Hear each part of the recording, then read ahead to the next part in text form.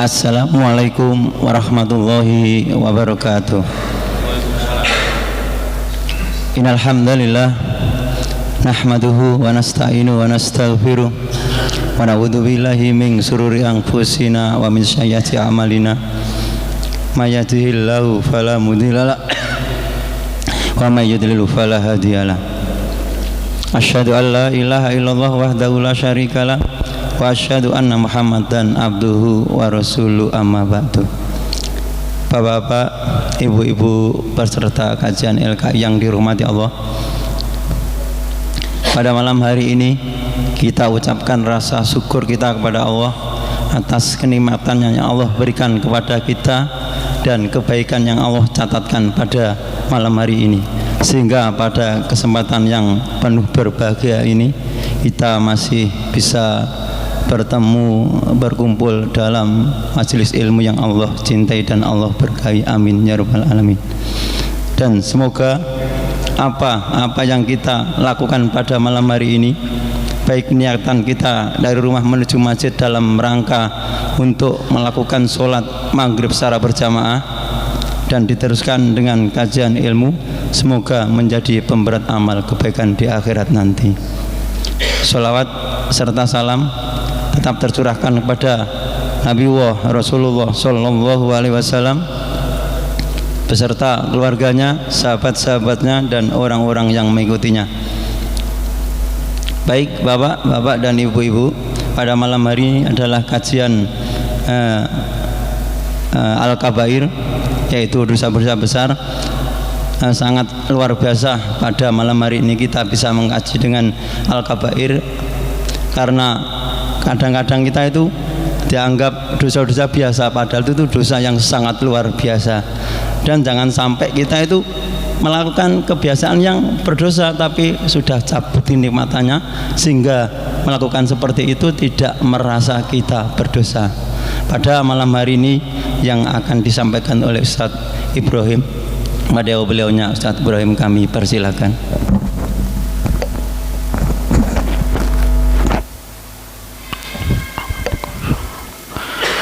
Bismillahirrahmanirrahim. Assalamualaikum warahmatullahi wabarakatuh. Innal hamdalillahi nahmaduhu wa nasta'inuhu wa nastaghfiruh wa na'udzu billahi min shururi anfusina wa min sayyiati a'malina. Man yahdihillahu fala mudhillalah wa man yudlil falan tajida lahu waliyyan mursyida.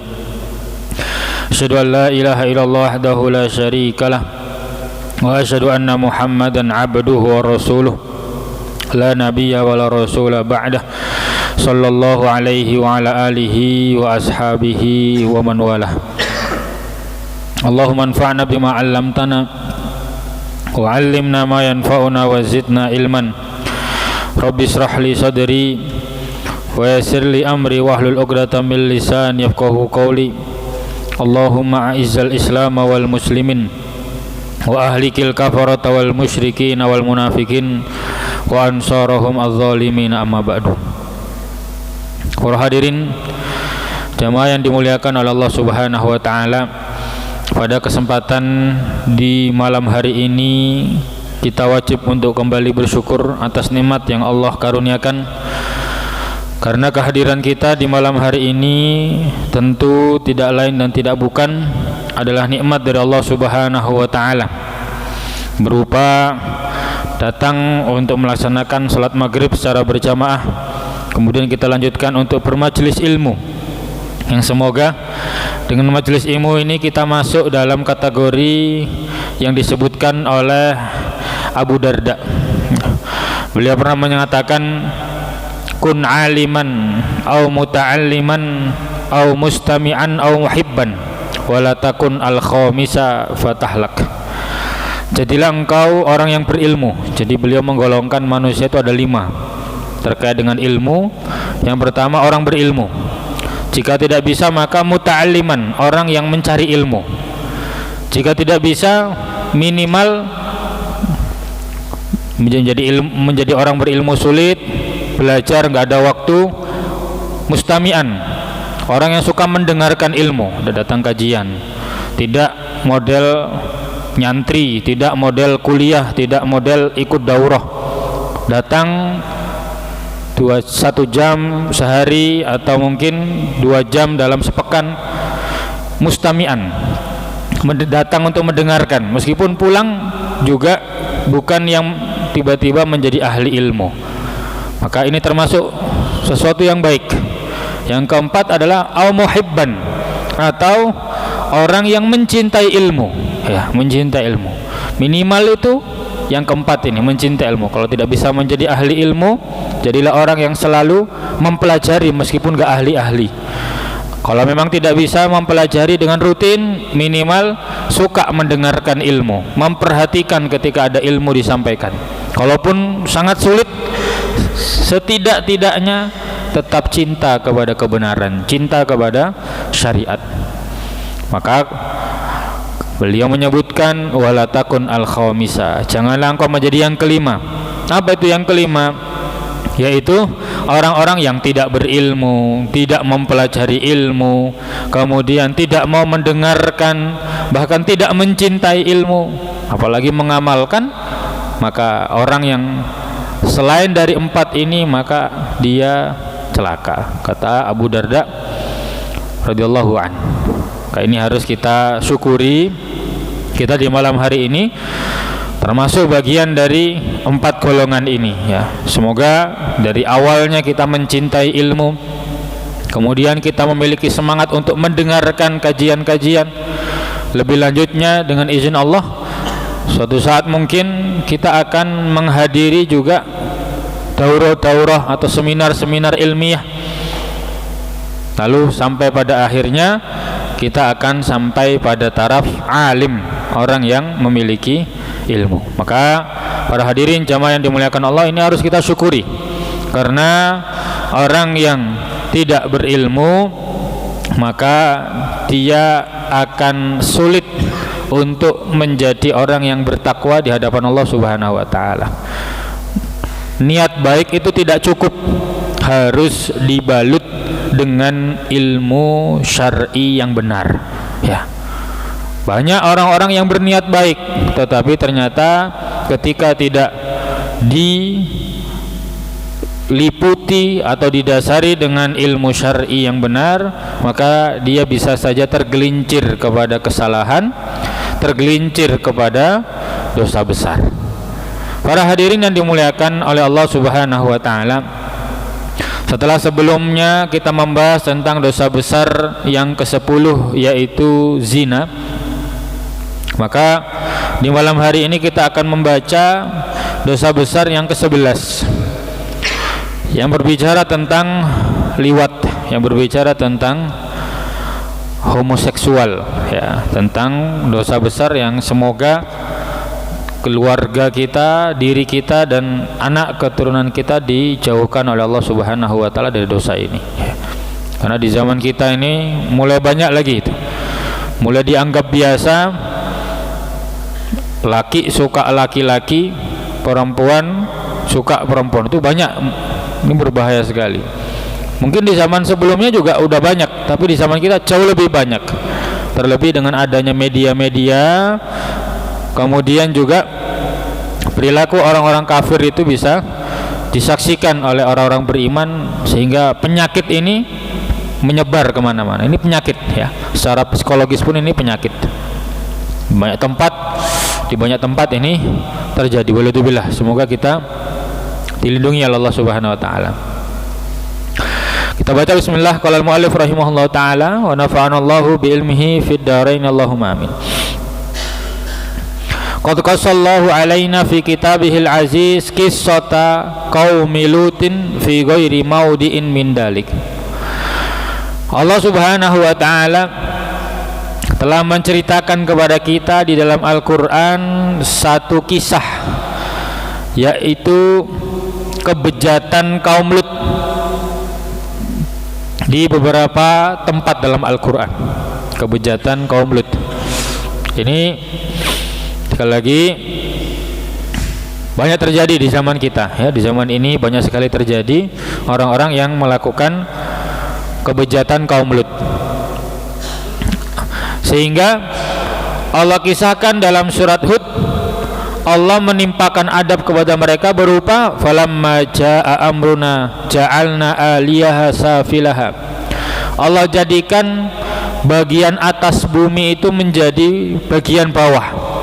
Jadi tempat tinggal ya, perkampungan atau kaum Sodom ya, memang daerahnya adalah daerah Sodom, itu diangkat oleh Allah Subhanahu wa taala, kemudian dibalik lalu dihempaskan lagi ke bumi.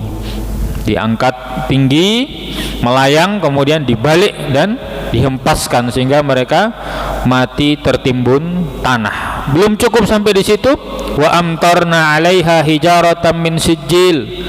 Kami lempari mereka dengan batu-batu dari neraka. Jadi Masya Allah, memang ini menunjukkan bahwa perilaku homoseksual itu adalah perilaku yang sangat bejat sekali. Bejat sekali, sampai-sampai Allah angkat itu. Tanah itu Allah angkat melalui malaikat, dibalik dan dihempaskan ke bumi. Belum cukup, dilempari dengan batu-batu yang terbakar dari neraka. Menunjukkan betapa dahsyatnya urusan ini di sisi Allah Subhanahu wa taala. Ini bukan masalah biasa. Karena kalau di sekarang ini kan kita mungkin pernah dengar istilah boti, ya kan, boti. Ini kan dianggap lucu boti itu kan, boti. Karena ini padahal sesuatu yang sangat dimurkai oleh Allah Subhanahu wa taala. Di zaman kita lucu. Di zaman kita dianggap lucu. Makanya Islam itu sudah mencegah dari awal untuk bisa sampai ke taraf ini. Itu kan karena ada yang namanya tashabbuhur rijal bin nisa, laki-laki menyerupai perempuan. Itu dilarang oleh Islam, ataupun sebaliknya. Nggak ada keringanan dalam hal itu, meskipun dengan niat lucu-lucuan, karena kenyataannya di televisi kita ini, atau mungkin sekarang sudah bergeser ke YouTube, itu hal-hal yang sifatnya banci bencong itu menjadi sesuatu yang lucu, dianggap sebagai humor belaka, padahal tidak demikian. Islam memandang itu perkara yang besar, karena jika dibiarkan itu akan merembet kepada perbuatan liwat ini. Berbahaya sekali, Masya Allah. Jadi Allah mengazab kaum Nabi Lut, kaumnya Nabi Lut, bangsa Sodom itu, dengan tadi Allah angkat tanahnya, kemudian Allah balik dan Allah hempaskan ke bumi dan dilempari dengan batu terbakar dari neraka. Masya Allah. Para hadirin yang dimuliakan oleh Allah Subhanahu wa taala, ini adalah sesuatu yang sangat besar, sehingga Nabi SAW menyebutkan akhwafu ma akhafu alaikum amala qaumi Lutin. Perbuatan yang sangat aku khawatirkan kepada kalian, kata Rasulullah, adalah perilaku kaumnya Nabi Lut. Kaum Nabi Lut. Jadi ini sangat dikhawatirkan oleh Allah Subhanahu wa taala, karena memang sangat berbahaya sekali. Dan kalau kita baca-baca dan kita dengarkan juga penjelasan para psikolog, hal ini ternyata sebagai suatu penyakit yang mana ini bisa menular, bisa menular. Kalau kita baca-baca tentang hasil riset-riset penelitian tentang hal ini, yang awalnya korban di kemudian hari dia akan tumbuh menjadi pelaku. Walidzubillah. Jadi ini penyakit. Ya, yang pernah dengar yang seperti itu, betul ya. Kami pernah dengar dari salah satu psikolog menyampaikan demikian juga. Beliau menangani orang-orang seperti ini. Ditelusuri ternyata pernah menjadi korban di saat dia masih kecil. Walidzubillah. Jadi ini sangat berbahaya sekali. Ini sangat berbahaya sekali. Para hadirin yang dimuliakan Allah, kemudian dalam satu hadis yang lain yang diriwayatkan oleh Imam Al-Hakim rahimahullahu taala dan Imam Al-Baihaqi, bahwa Rasulullah sallallahu alaihi wasallam bersabda, la'anallahu man amila amala qaumi Lutin. sebanyak 3 kali. Allah melaknat siapapun yang melakukan perbuatan kaum Nabi Lut. Dilaknat itu. Dan itu Rasulullah sebutkan 3 kali. Allah melaknat siapapun yang melakukan perilaku kaum Lut. Allah melaknat siapapun yang melakukan perilaku kaum Lut. Sampai 3 kali beliau ulang itu. Berarti ini juga menunjukkan bahwa perkara ini bukan perkara yang remeh, bukan perkara yang ringan. Ini perkara yang sangat besar.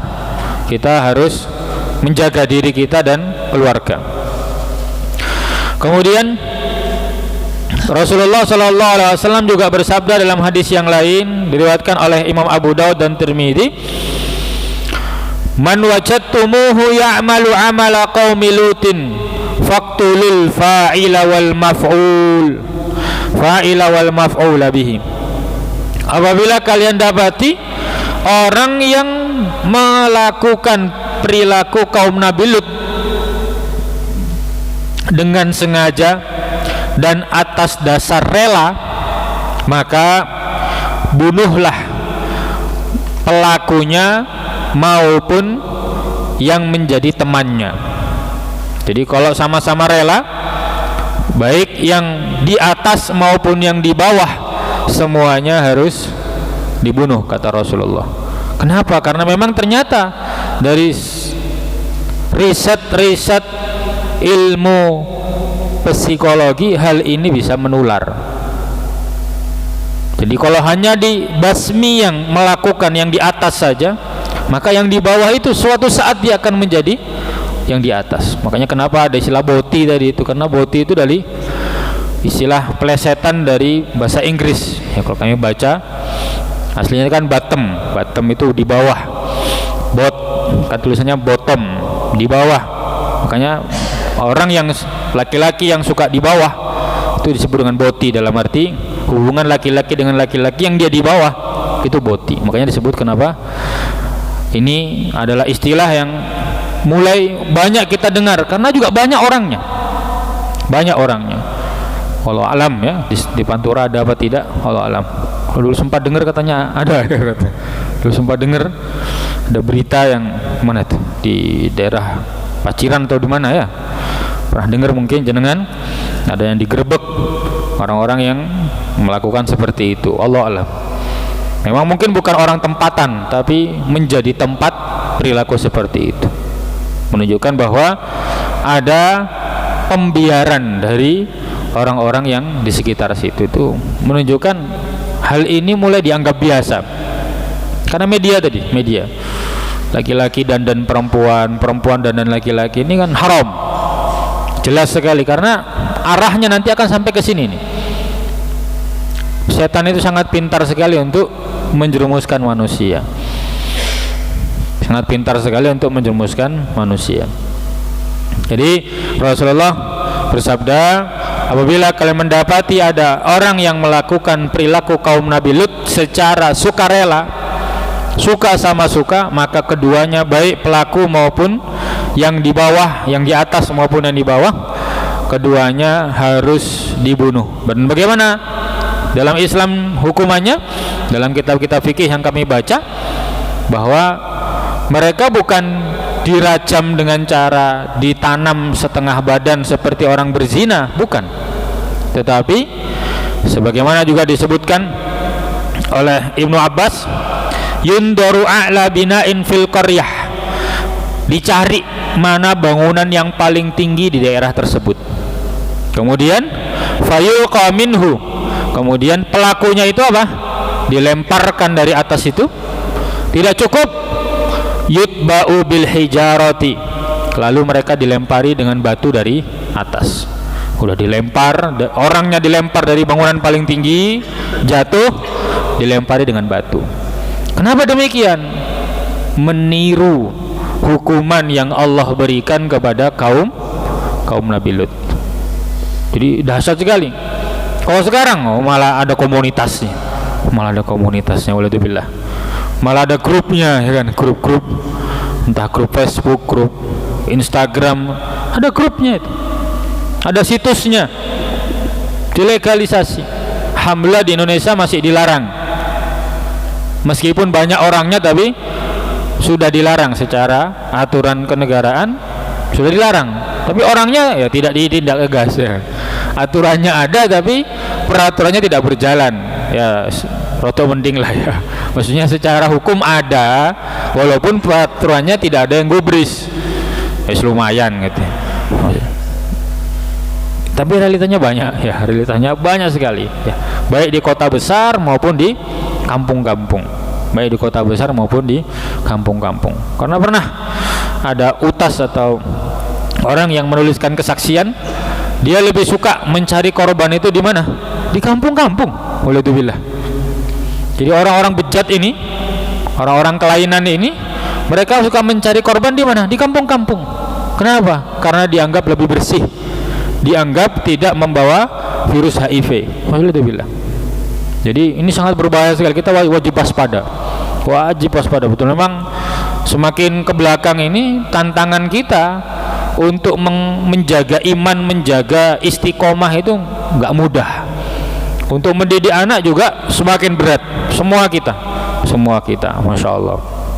Jadi ini hukuman yang diberikan kepada pelaku liwat, yaitu mereka dilempar dari bangunan yang paling tinggi, kemudian dilempari juga dengan batu, masya Allah. Tapi batunya nggak dibakar ya, dilempari aja. Dan kalau kami pernah lihat video, itu pernah terjadi di Afghanistan. Di Afghanistan, ketika ada salah satu masyarakat yang melakukan hal tersebut oleh pemerintahan Islam, dilempar dari bangunan. Masya Allah, ngelihatnya ngeri sekali itu. Kayaknya kalau itu diterapkan di Indonesia gitu, 5 boti aja dilempar, itu udah boti yang lain udah takut itu. Ya, keker-kekernya mereka fitness itu dilempar dari bangunan paling tinggi kan, ya mati juga kan gitu, nggak mungkin hidup. Ngelihat temennya mati cepat gitu kan ya. Ibaratnya kalau manusia dilempar dari bangunan tinggi 30 meter aja, ya dari mana? Boleh juga dari masa atau dari manapun yang paling tinggi di daerah itu dilempar, pecah, manusia itu tubuhnya akan hancur. Jadi senafsu-nafsunya boti itu pasti akan ketakutan ketika melihat temannya hancur berkeping-keping, tidak berwujud lagi. Makanya hukuman Islam itu sangat tepat sekali. Cuma penjara, ya di penjara tambah jadi-jadi itu tambah banyak korbannya di penjara, ya tambah gak karuan. Walhamdulillah. Makanya hukum Islam itu memang sangat sesuai dengan fitrah manusia. Sebenarnya yang menentang hukum Islam itu pasti orang-orang yang memperturutkan hawa nafsu. Gak mungkin dia membela apapun itu kecuali hawa nafsu sebenarnya. Walaupun alasan dia hak asasi manusia, gak ada manusia normal yang lahir boti, itu gak ada. Itu kelainan, itu godaan dari setan. Jadi tidak boleh kita normalisasi. Ini penting sekali, ini sangat penting sekali. Maka kita harus waspada, Wa ajma'al muslimuna ala anna talawuta minal kabairil lati harramallahu ta'ala. Kaum muslimin dimanapun itu sudah sepakat bahwa perilaku liwat, homoseksual itu adalah termasuk bagian dari kabair, dosa besar. Allati harramallahu ta'ala, yang diharamkan oleh Allah subhanahu wa ta'ala. Sebagaimana firman-Nya, atatuna dzukrana minal alamin wa tadaruna ma khalaqalakum rabbukum min azwajikum bal antum qaumun adun. Apakah kalian akan mendatangi laki-laki di antara orang-orang yang ada, dan kalian meninggalkan apa yang sudah Allah ciptakan berupa pasangan-pasangan kalian? Laki-laki ya pasangannya perempuan, malah datangi laki-laki. Boleh itu billah. Jadi orang-orang seperti ini adalah orang-orang yang kelainan, yang harus diobati, bukan dinormalisasi. Apapun alasannya, tidak bisa kita mengatakan ini hak asasi manusia. Kalau memang mereka beralasan hak asasi manusia, kenapa kita sebagai manusia, seorang muslim, tidak diberi hak untuk menjalankan syariat Islam? Itu juga hak asasi. Buktinya mereka hanya mengangkat isu hak asasi manusia untuk sesuatu yang bernilai syahwat, tapi bernilai syariat, lupakan hak asasi, kan gitu. Lupakan hak asasi. Jadi itu cuma omong kosong. Hak asasi itu omong kosong. Mana hak asasi ketika kaum muslimin di Gaza dibantai sedemikian rupa? Mana Amerika? Nggak ada. Ketika Boti digugat baru muncul hak asasi manusia. Jadi harus hati-hati kita dengan propaganda orang-orang kafir.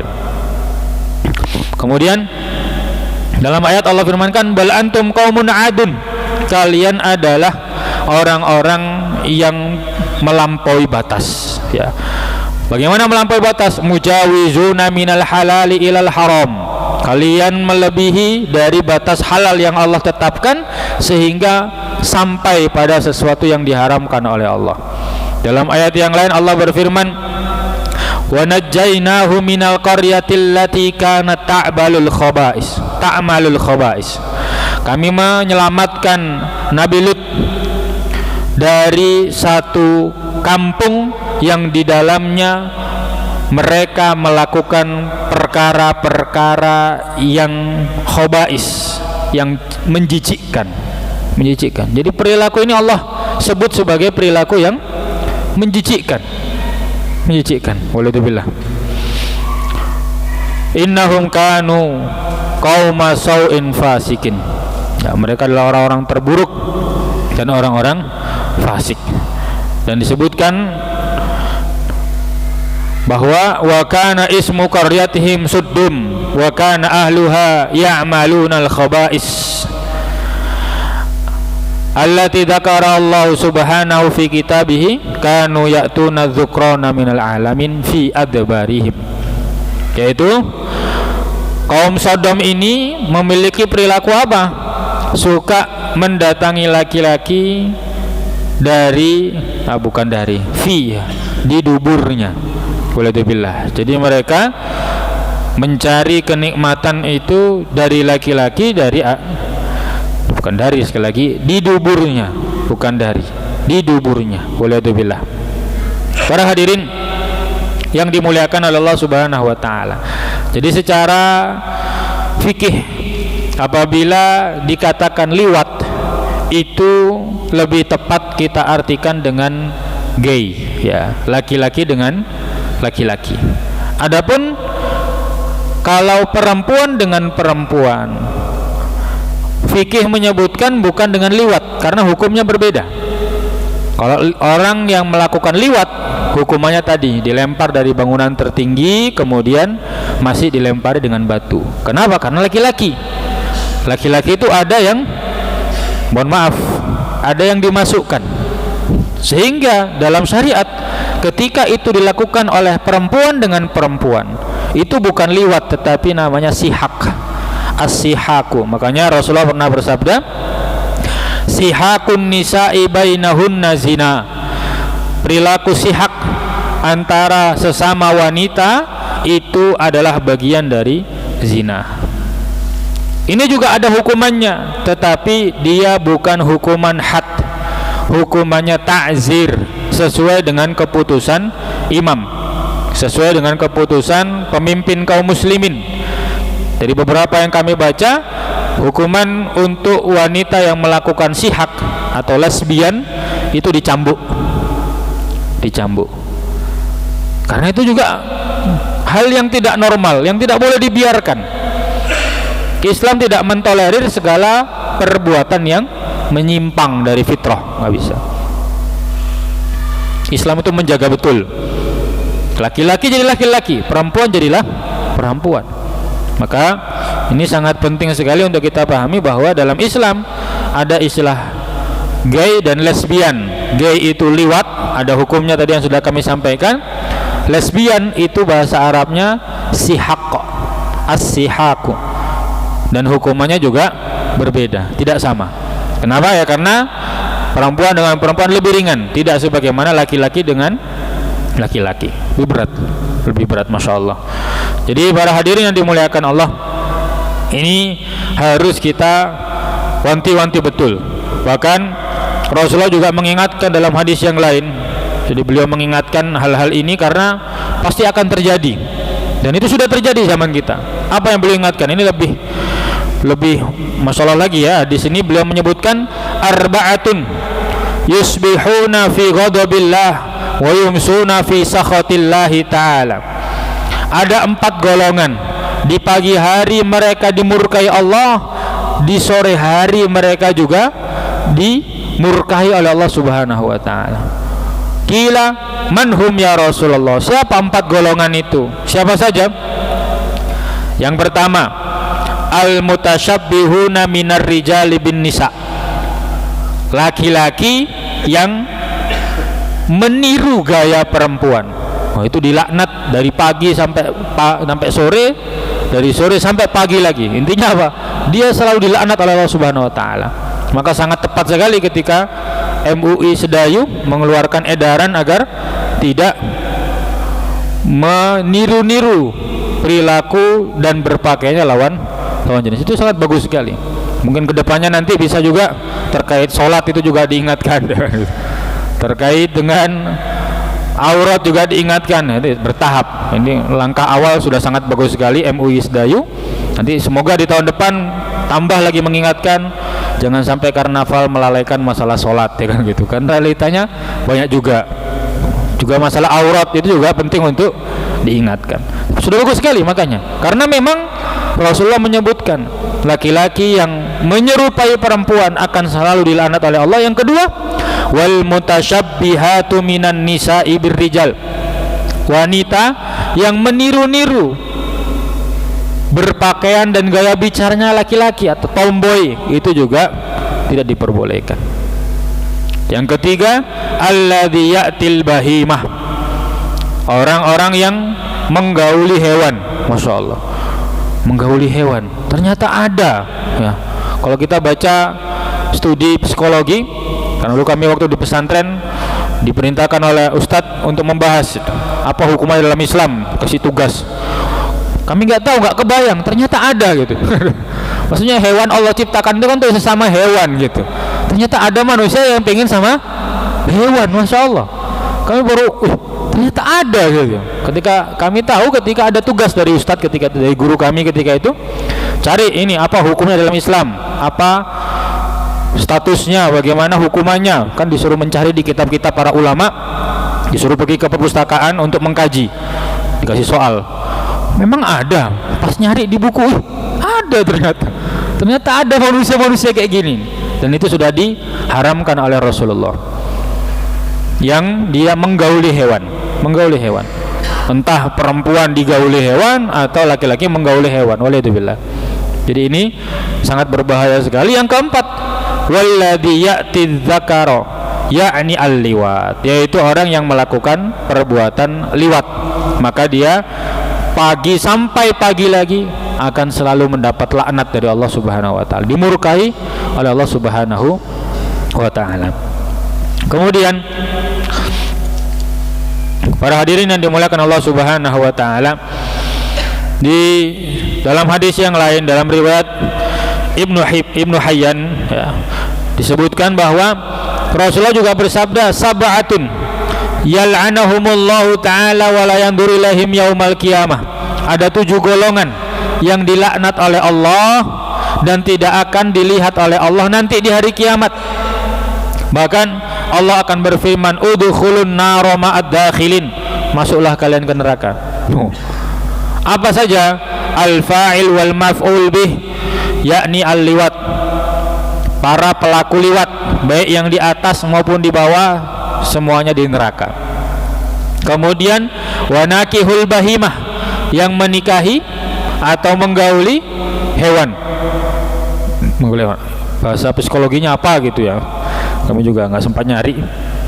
Nanti bisa cari, itu ada istilahnya psikologi itu, suka menggauli hewan. Waliyadzubillah. Wanakihul orang yang menikahi ibunya sendiri. Wah, itu kalau dalam bahasa kita bisa disebut dengan incest ya. Incest itu menikahi kerabat, menikahi orang-orang terdekat ya. Itu ada, bahkan dalam dongeng di Indonesia kan juga ada ya, menikahi ibunya. Itu apa ya? Hah? Sangkuriang ya, Sangkuriang. Itu ada gitu. Dia udah dikisahkan itu, Masya Allah. Walhamdulillah. Jadi memang itu sudah dilaknat.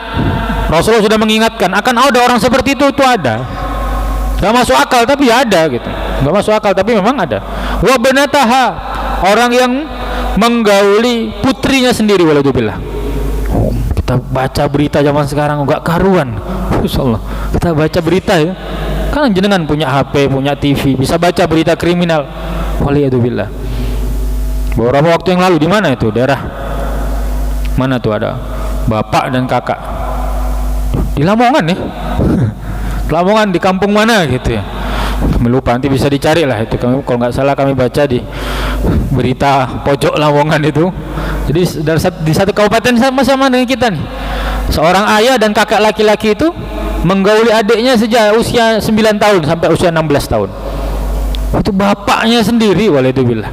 Setelah ibunya meninggal, bapaknya malah menggauli putrinya sendiri dan bergantian dengan kakaknya. Berkali-kali dan bertahun-tahun. Walhamdulillah. Masya Allah.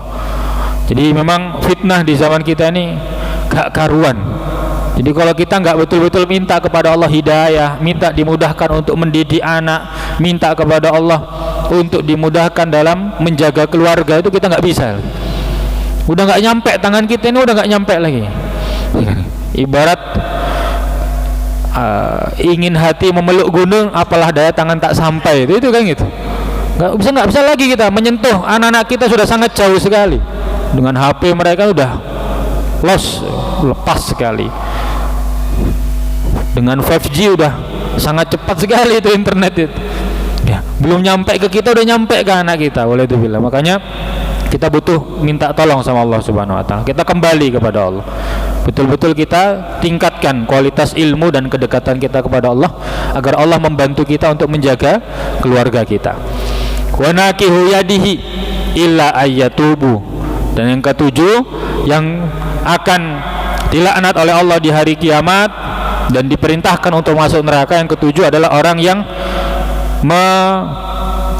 mencari kenikmatan dengan tangannya sendiri, ya, mencari kenikmatan dengan tangannya sendiri, atau kalau dalam bahasa kita masturbasi, ya. Itu juga termasuk hal yang diharamkan oleh Allah Subhanahu wa taala. Secara hukum asal itu diharamkan. Kalaupun ada pengecualian tentu ada kondisi-kondisi darurat. Nah, itu berbeda sekali dengan kondisi secara umum. Para hadirin yang dimuliakan Allah Subhanahu wa taala. Kemudian masih terkait dengan bab ini, Imam Az-Zahabi rahimahullah taala menyebutkan bahwa hadis yang masih tersambung dengan hadis yang sebelumnya, Allah tidak akan melihat sama sekali pelaku liwat, orang yang menikahi hewan, orang yang menikahi ibunya, putrinya. Siapa? Termasuk diantaranya adalah sabda Rasulullah, la yandurullahu ila rajulin atadzakaran au imra'atan fi duburiha. Allah tidak akan melihat, Allah tidak akan memandang seorang laki-laki yang mendatangi laki-laki dan mendatangi perempuan di duburnya. Jadi Islam juga mengharamkan untuk mendatangi perempuan di duburnya. Walhamdulillah. Ini juga dilarang. Itu juga dilarang dan ancamannya sangat keras sekali. Hadis ini sahih riwayat At-Tirmidzi. Para hadirin yang dimuliakan oleh Allah Subhanahu wa taala. Kemudian dalam pembahasan liwat ini, para ulama juga menyebutkan tentang berbahayanya yang namanya amrot, ya. Ini perlu kami bacakan karena istilah amrot ini tidak lazim di kita. Amrot itu adalah laki-laki yang, kalau dalam pengertiannya itu laki-laki yang masih kecil, yang belum tumbuh jenggot dan kumisnya sehingga terlihat cantik, itu amrot. Karena ada orang laki-laki yang memang parasnya itu lebih ke cantik, bukan ganteng, ya kan? Ada, itu ada memang seperti itu. Dan kata para ulama, laki-laki seperti ini adalah laki-laki yang harus dijauhi. Jadi kalau mungkin zaman sekarang suruh pakai masker, ya kan? Suruh pakai masker, tutupan, karena itu berbahaya. Islam sudah mewanti-wanti, para ulama sudah mengingatkan. Bahkan disebutkan oleh beberapa ulama, di antaranya oleh misalnya sebagian tabi'in. Beliau menyebutkan ma'a nabi akhwaf ala syabin nasik min sab'i dar minal gulamil amrad yaqudu ilaihi. Ada hal yang sangat aku takutkan adalah ketika seorang laki-laki amrad datang duduk-duduk di sekitar kami. Itu berbahaya. Berbahaya. Karena kalau perempuan bisa dihindari, laki-laki ini ya nggak ada istilah mahram, nggak mahram laki-laki. Tetapi dia punya daya tarik seperti wanita, bahkan lebih besar. Itu berbahaya sekali. Makanya para ulama juga mengingatkan hal tersebut. Jadi ini penting ya kan. Karena memang realitanya ada Pak ya. Laki-laki sampai kata ayu. Ini berbahaya ini. Ini diingatkan oleh para ulama. Ini bukan suatu kebanggaan, tetapi ini adalah satu hal yang berbahaya yang harus disikapi dengan hati-hati. Ya, disikapi dengan hati-hati. Karena ini banyak beberapa para ulama menyebutkan hal yang seperti itu. Bahkan Sufyan Ats-Tsauri ketika beliau masuk ke pemandian umum untuk khusus laki-laki, kemudian di sana ternyata ada satu laki-laki yang husnul wajhi, wajahnya amrod tadi itu sangat menarik, maka beliau keluarkan orang ini dari sini ya. Ahrijuhu fa inni ara ma'a kulli imra'atin syaitanan wa ara ma'a kulli sabiin husnin bid'ata asyara syaitanan. Aku lihat, kata Sufyan Ats-Tsauri, kalau satu wanita itu hanya didampingi oleh satu setan, tapi kalau satu amrod ini ada belasan setan menyertai dia. Seperti itu sampai bahasa beliau. Karena memang berbahaya. Karena kenapa ulama menyampaikan itu? Hati kita itu mudah terbolak-balik. Hati kita itu mudah tergoda. Maka dari awal kalau memang peluang itu ada, jauhi. Jangan dibuka peluang itu. Awalnya mungkin hanya berteman biasa, hanya bercanda-bercanda, tapi namanya setan itu sangat ahli dan lihai sekali. Setan itu tidak tidur untuk menggoda kita ya. Setan itu menunggu betul kapan kesempatan yang paling tepat untuk menjerumuskan kita. Maka para hadirin, itu yang harus kita hati-hati. Baik laki-laki yang memang boti, harus kita ingatkan dan kita bacakan ancaman-ancaman Allah kepada mereka, tidak boleh kita normalisasi. Dan bagi laki-laki yang berpeluang untuk menggoda secara fisik, dia punya modal untuk itu, maka kita juga berusaha untuk menjauhi sebagai wujud kita menjaga diri kita sendiri. Itu mungkin yang bisa kami sampaikan pada malam hari ini. Kalau di sini sedikit tambahan, Ali bin Abi Thalib pernah memutuskan hukuman bagi orang yang melakukan perilaku kaum Lut itu dengan ayyuhraqa bin nar, bahwasanya mereka dibakar dengan api ya, dibakar dengan api. Karena saking dahsyatnya kebejatannya itu, maka tidak layak untuk dibiarkan begitu saja. Ini diriwayatkan oleh Ibnu Abi Dunya dan Al-Baihaqi. Mungkin itu saja. Semoga dengan pembahasan ini kita bisa lebih berhati-hati dan tidak menormalisasi. Jadi kalau mungkin jenengan punya media sosial, lewat yang seperti itu laporkan. Kan ada fitur laporkan itu ya, laporkan status ini atau laporkan, biar mereka tahu bahwa ternyata ada yang benci mereka. Itu penting sekali, dan setidaknya itu menjadi hujah kita nanti di hadapan Allah Subhanahu wa taala. Bukan cuma carno enggak, tapi kita laporkan itu. Akun-akun seperti itu kita laporkan agar kerusakannya tidak mengenai kita dan keturunan kita. Bisa jadi akun itu tidak kita laporkan, kita sih aman-aman aja. Akun itu besok mampir ke HP-nya anak kita, nggak ada yang tahu. Makanya untuk menyelamatkan diri kita dan keluarga, nahi munkar itu penting.